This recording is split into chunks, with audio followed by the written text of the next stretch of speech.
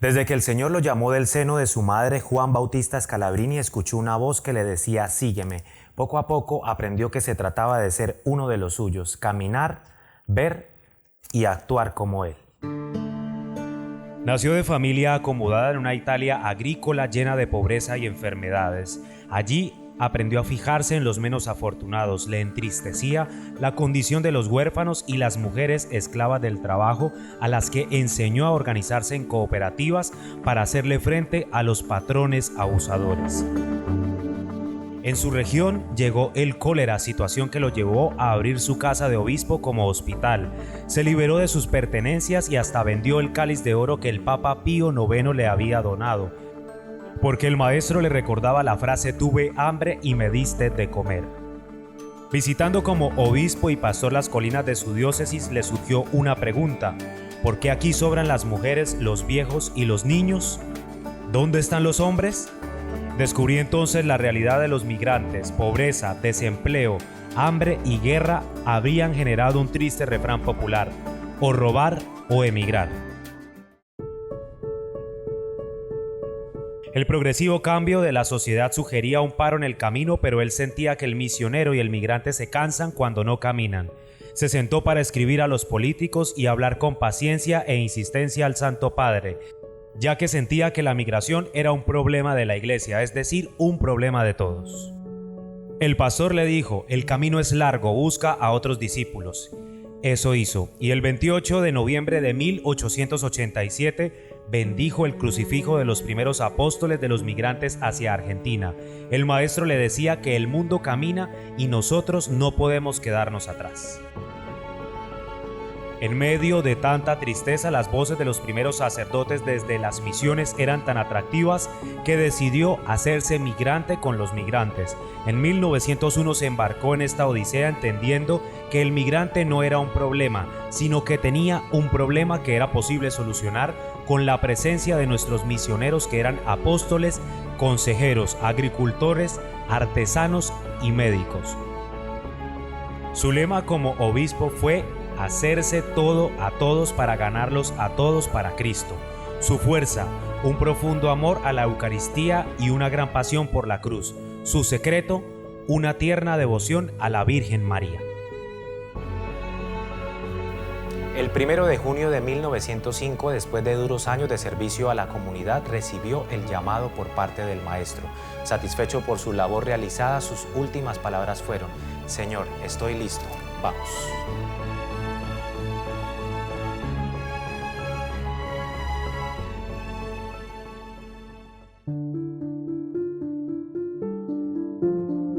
Una de las memorias de nuestro fundador cuenta que un día en Milán fue testigo de una escena que le dejó en el ánimo una impresión de profunda tristeza.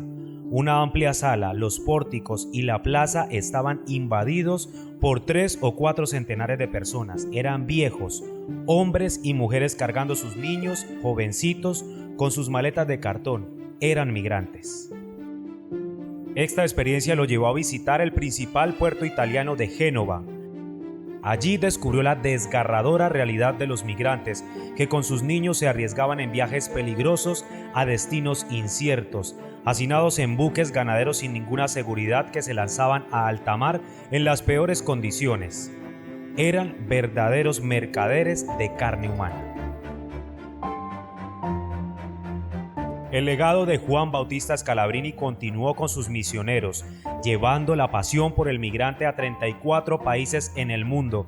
Es por esto que en 1979, la olvidada ciudad de Cúcuta, capital del departamento norte de Santander, estaba siendo afectada por las deportaciones, desplazamientos violentos y un cinturón de pobreza en la frontera que no tenía doliente. A diario, cientos de migrantes se aglomeraban en las calles de la ciudad a falta de un lugar para darles trato digno. En 1978, la diócesis de Cúcuta desarrolló el Centro de Recepción a los Deportados, que años más tarde se convertiría en el Centro de Migraciones como parte de las más de 80 casas migrantes que componen nuestra red en todo el mundo. En el año de 1982, la Madre Teresa de Calcuta visita por primera vez el país y la única visita la hace a esta ciudad porque quería conocer la labor misionera y conmovida por la acción humanitaria que realizaban desde la congregación, prometió regresar. Fue así como en 1986 repetiría la visita, yendo directo al centro de migraciones, acompañada por el obispo Rubiano Sáenz y el fallecido Padre Hoyos. Pero el fenómeno de las migraciones continuaba creciendo descontroladamente. Por ello, el padre Maestrelli en 1989 vio que las necesidades iban más allá del centro de migraciones. Por esta razón, se trasladó hasta la periferia de Cúcuta para empezar a construir casas para las familias que decidían asentarse del todo en esta ciudad. La respuesta de los necesitados no se hizo esperar. Niños, jóvenes, mujeres y adultos trabajaron incansablemente junto al padre Roberto para edificar en estos áridos terrenos las primeras casas de lo que hoy se conoce como el barrio Escalabrín. Pero cada vez eran más las familias que necesitaban de un techo y un lugar para establecerse, y eran más y más las casas que había que construir. De esta manera se empezó a mover una rueda que a la fecha ha logrado crear más de 7 barrios en las comunas 6 y 7 de la ciudad de Cúcuta. Hoy día, y gracias a la gestión de la misión, estas comunidades han visto transformar lo que antes era un pequeño caserío en un gran asentamiento con condiciones dignas para vivir. El crecimiento fue tal que en el 2014 la comunidad escalabriniana entrega a la diócesis 2 de las iglesias para concentrar su trabajo en la parroquia Nuestra Señora de los Dolores y desde allí dirigir 7 escuelas con 5.000 alumnos, 4 iglesias y una más en construcción, orientando así la acción religiosa y social en 14 comunidades de las comunas 6 y 7. Debido a que la comunidad estaba ubicada en la periferia de la ciudad, el acceso a ciertas oficinas de las entidades públicas representaba un nuevo reto. Para ello fue necesaria la creación de un espacio con sentido social de fácil acceso. En el año 2009 y tras 8 meses de construcción con el apoyo de la Agencia Escalabriniana para la Cooperación de los Pueblos, el centro piloto abrió sus puertas para fortalecer los espacios formativos, culturales y sociales que la comunidad venía desarrollando. En el centro piloto opera el área administrativa y contable de la misión Cúcuta, donde profesionales y pasantes de las universidades desarrollan actividades de tipo contable y gestión de proyectos. Además, se cuenta con el servicio de biblioteca, atención psicológica y asistencia sanitaria.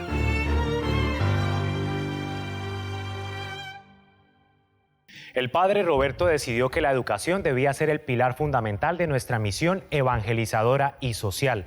La educación es el secreto más rápido, económico y eficaz para salir de la pobreza. En 1988, lo que inició como una pequeña escuela de educación preescolar para hijos de madres trabajadoras se convirtió en un liceo y luego en un colegio donde más adelante sus estudiantes se convertirían en los maestros y padres de la siguiente generación. El fruto de todo este esfuerzo es ahora un total de 7 colegios que albergan casi 5.000 estudiantes. Una sexta parte de ellos son migrantes. Una pequeña semilla iluminó el futuro de miles de niños, jóvenes y adultos de diferentes barrios que en la actualidad se forman en distintas especialidades técnicas con acompañamiento psicosocial y acceso a diversas actividades extracurriculares. Pero la educación con hambre no entra. Los padres de escasos recursos evitaban enviar a sus hijos a las aulas de clase. Por la incapacidad que tenían para alimentarlos y aquellos que asistían sufrían los rigores del hambre dentro de las aulas de clase. Esta situación llevó a la construcción de 5 comedores en los centros educativos más necesitados. En el 2015, ante la mano incierta del Estado, se exploraron nuevas alianzas internacionales para responder al desafío del retorno y la intensa migración desde Venezuela, igual que en 1979. Fue así como se acondicionaron 5 comedores funcionales, no solo para estudiantes, sino para migrantes, retornados, familias mixtas y población vulnerable, que en el 2019 alimentan diariamente más de 2.000 personas. Era momento de pensar en grande. ¿Cómo elevar esta población y los migrantes a una vida autónoma y digna? En el año 1997, con máquinas de coser usadas, se comenzó a dar cursos a las mujeres del sector, quienes poco a poco fueron aprendiendo un nuevo arte. Jóvenes y adultos, mujeres y hombres interesados en aprender el oficio de la costura y la confección se abrieron campo a los talleres satélites y a la propuesta de producción industrial. Aquí se elaboran, entre otras, 7.000 prendas que son distribuidas a los estudiantes que portan con orgullo el uniforme de las sedes que conforman el programa educativo escalabriniano. La capacitación y los microcréditos le dieron nuevas oportunidades a las familias, convirtiendo el taller de costura en un maravilloso ejemplo de autosostenibilidad y reconstrucción del tejido social.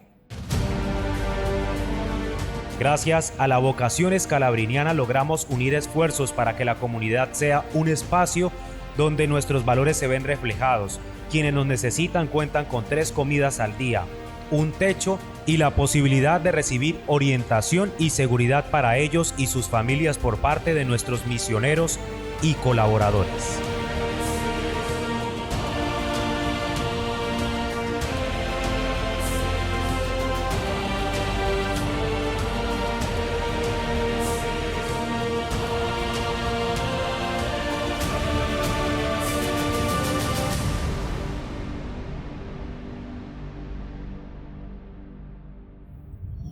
En 40 años de incansable trabajo hemos logrado dejar en la comunidad una huella de fortaleza y esperanza para seguir adelante. Pero esta labor aún no termina. Cada día son más las personas y más las familias que buscan una guía para orientar su camino. El misionero y el migrante se cansan cuando no caminan. Queda mucho por hacer para ser buenos samaritanos en el camino con el migrante. 40 años que parece han pasado en un abrir y cerrar de ojos.